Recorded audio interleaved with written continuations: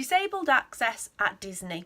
Now there's a lot more information about this on our website, so do make sure you check out the links below.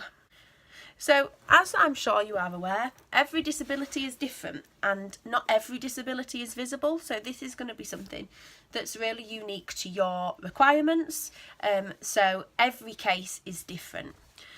So if you're travelling to Disney and somebody in your party has a disability of some form or a medical condition or are perhaps pregnant, then you may be entitled to a green or orange card.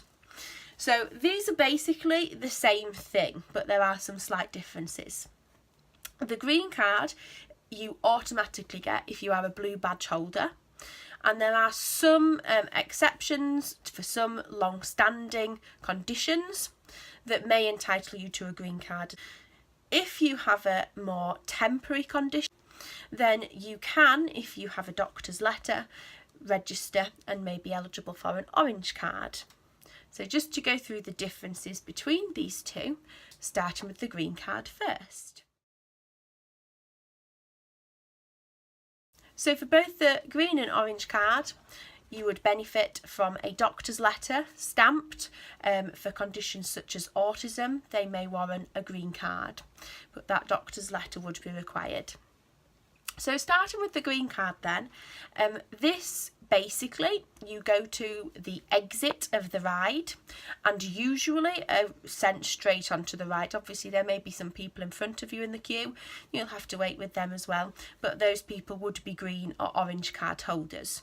So at some points in really busy peak periods with your green card, you may have to wait a little time if there's a lot of other people before you, especially if you have a red asterisk on your green card. That's normally given to people who have perhaps a wheelchair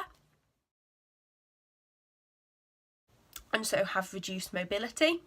That's because Disney operate a policy, if you have that red asterisk on your green card, then they only allow one person at a time on the ride with a red asterisk in case of a breakdown to help with their evacuation. So if, for example, you went into Small World and there were 3 people in front of you, all with red asterisks on, a Small World cycle is about 20 minutes, then you would have to wait for all of those people to come off first. If it doesn't have the red asterisks on, then you shouldn't have too much of a wait unless it is in a really busy period. Of course, remembering that your green card is not an obligation, it is a privilege, and the terms and conditions can sometimes change slightly. But as a general rule, your green card will grant you pretty quick access onto your rides, entering at the exit. Your orange card works in a similar way, but is slightly different, if that makes sense. So, the orange card, you actually go to the ride attendants at the entrance to the ride and show them your orange card. They will then give you a return time based on the current wait time for the ride. So say if you were going to Pirates of the Caribbean and it had a 30-minute wait time, then you would be given a time on your orange card to return at 30 minutes later. After that 30 minutes had elapsed, you would then enter the ride at the exit and enter just as somebody who was a green card holder would do.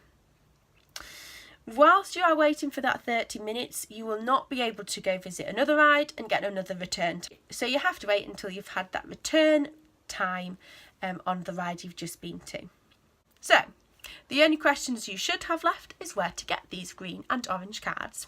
The first place is at City Hall in the main park. This is on your left hand side as you go into the park, and the other one is Studio Services in the Studios Park, which is on your right hand side as you enter the park. If you have any questions about the green or orange cards, of course feel free to message us, and remember, like and subscribe. Please like our Facebook page, and don't forget, if you liked this video, like and subscribe.